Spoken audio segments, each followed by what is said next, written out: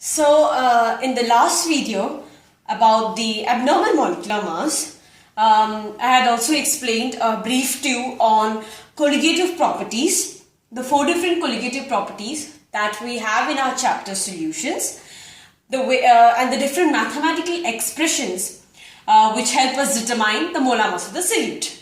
And I had also explained to you about a new term which is the abnormal molecular mass and how what leads to the abnormality in the molar mass of the molecular masses.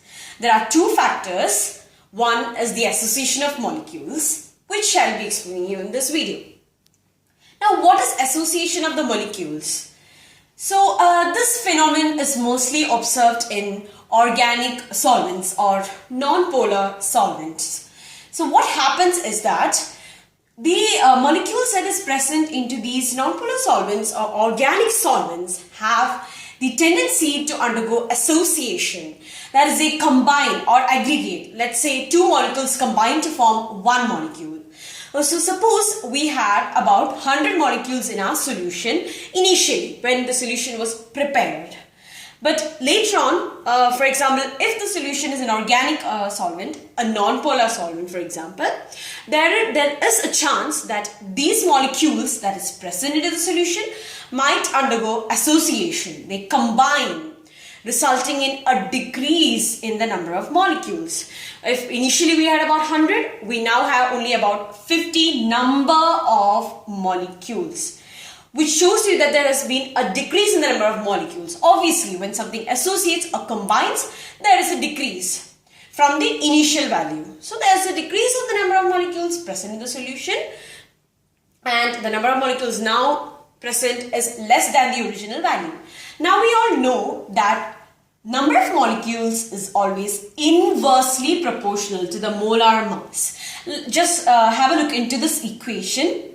Nb is equal to Wb by Mb. We all know that the number of moles, for example, the solute, it can be a solvent, it can be anything. So the number of moles is equal to given mass by molar mass. So from the equation, it's evident that the number of molecules is inversely proportional to the molar mass. So as I told you, when there is association, there's obviously a decrease in the number of molecules. When there's a decrease in the number of molecules, naturally there's an increase in the molar mass.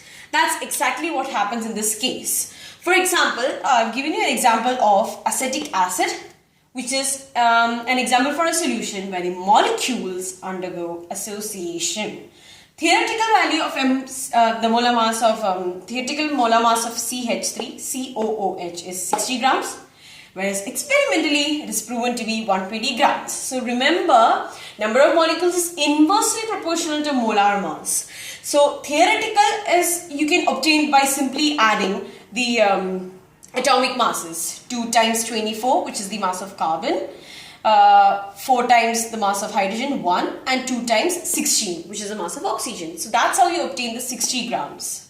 But experimentally it's greater, it's double the value that is obtained theoretically. Okay, and that which means that since the experimental value of the molar mass is double the theoretical value, that proves that the number of molecules have been halved. That's exactly what I told you. When there's association, the number of molecules is halved. So that's how that's the reason for the difference between the theoretically obtained and experimentally obtained molar masses. I've shown you the structure of the acetic acid. Now, what can be the reason for such associations? Mostly associations are due to strong interactive force of attraction between the molecules. And one such strong interactive force of attraction can be the hydrogen bonds. See, you can see that the molecules of acetic acid link or connect to each other with the help of the strong hydrogen bonds, leading into an association, leading into a decrease in the number of molecules, finally an increase in the molar mass, which is why our experimental value is double the theoretical value.